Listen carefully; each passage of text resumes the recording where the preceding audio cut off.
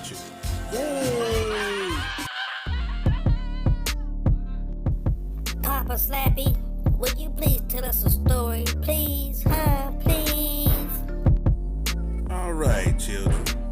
Let Slappy Adventures tell you a little story. You guys ready? Yeah, we ready. All right, here we go. Get a little history lesson on this ride there, Droopy. I'm a talking about. Yeah, the old Kirkland Bushwhackers, though, that's a story. You got to look that up, son. That is a great story. We missed the doggone grave. I forgot all about it. Me too. Started talking, forget all about it. My mouth's moving, but nothing else is thinking. There's the hub, brother. Yep.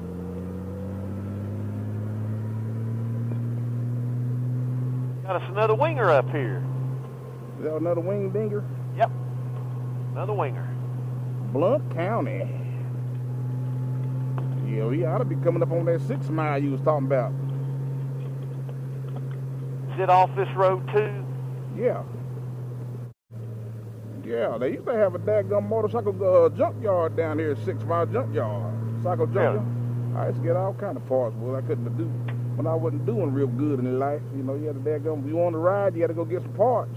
Yep. Had old 79 Yamaha 750 Special that I'd bought off an old guy who, and I got it started and rode it for a little while. It was just fun to mess with. It was my actual second bike back in the 80s. And then I sold it to my brother so he'd have one to ride because he wanted to ride. So I said, man, just buy this for me. I did all the work. I won't charge you for that. Just give me what I paid for the bike when it was all to pieces. So he did. And then he broke the electric starter button on. Once he broke the electric start, and this thing had a kickstart too, so you could kick it or electric. Yeah. But he was too proud to kick it, so he quit riding it. He left it sitting at my mom and dad's house for about 4 years and not running. So I decided. I told him one day. I said, I'm gonna buy it back from you, and I'll fix it. He gave me a discount on it. I bought it back, and I said, I've got a guy that wants to buy it, Asheville, North Carolina. Let me get it. So I took it out of mom and dad's deck. And I was trying to start it. I didn't realize some of the two of the three float bowls were stuck on it. It was filling the air box up with gas. So I was going ding ding ding ding ding ding ding ding ding ding ding ding, and I went and that thing ticked. And when it ticked, it sparked. And that son of a gun caught on fire on my mom and dad's deck. It goes whoosh, like that, just lit.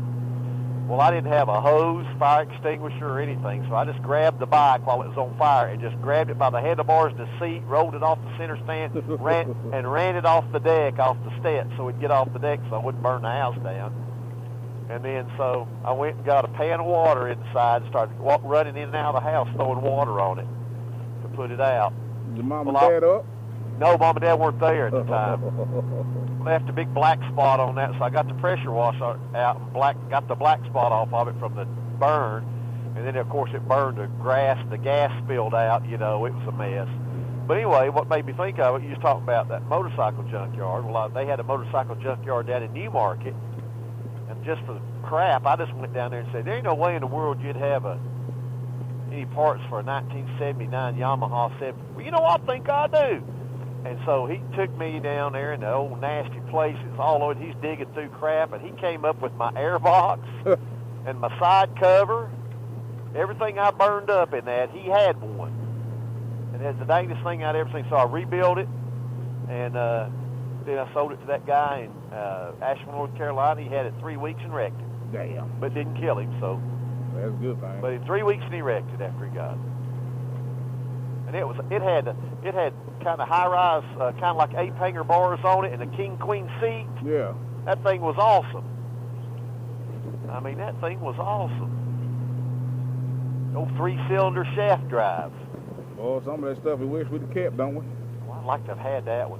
Hey, I had one of the Z1 900s, first 900 Kawasaki that ever came out in burgundy and orange. Burgundy and orange. That's what I drove when I was in college. Yeah. It's the fastest motorcycle in Jefferson County. Was it really? Oh, yeah.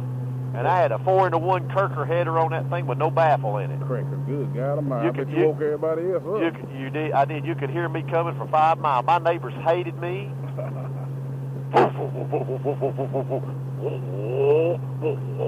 Straight bars on it. Oh Lord, I was ready, son. That thing was awesome.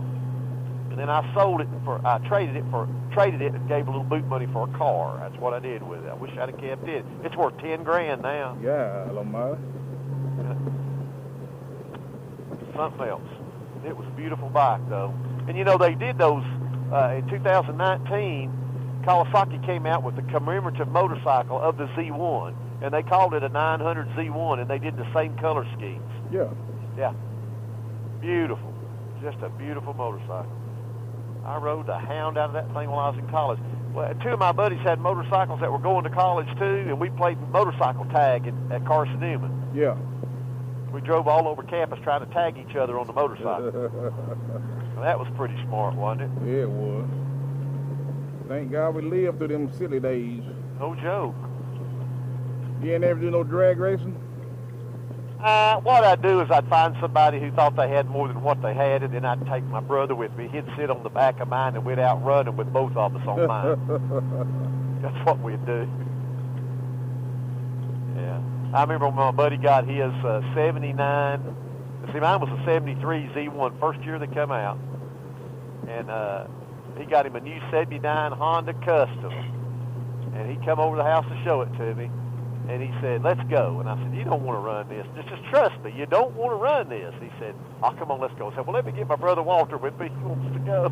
So we ride out to this Dumpling Valley Road on part of it that's a straightaway for like 3 miles that we always would go to drag race on. And I said, you go ahead and start it, and I'll catch you. So he jumped on it, and I jumped on it. Here's Walter's on the back. We blew him away with Walter. And he said, I can't believe it. I'm going to have to trade. He couldn't stand it that he couldn't outrun me. Yeah, I told this guy one time he wanted to race this gold wing right here, and I was pulling the trailer. I said, well, when you get the hit, now just let me know. Just stay in it.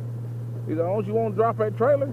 Well, I don't need to drop the trailer, whoop your ass. I think it's daggum thing and beat you with the trailer on. He said, boy, you ain't going to do it. Man, I daggum ran past him so fast, man. Yeah. And we supposed to stop at the store and talk about it, but he wouldn't even stop. He just turned his head away and just kept on going. Well, we were at the Barber Motorsports Complex, and my buddy had his wife with him, and I had my wife with me, and I was pulling my trailer. Let's see, did we have this bike? It was this bike, and he was on his Valkyrie. He had a Valkyrie Tourer.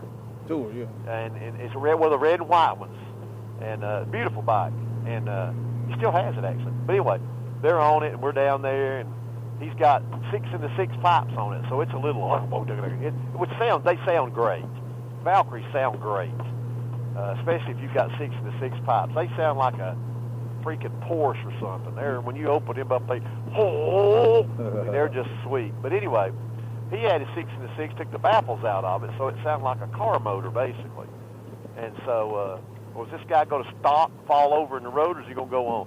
And so, anyway, I'm serious. What's he doing? Oh, he is actually turning.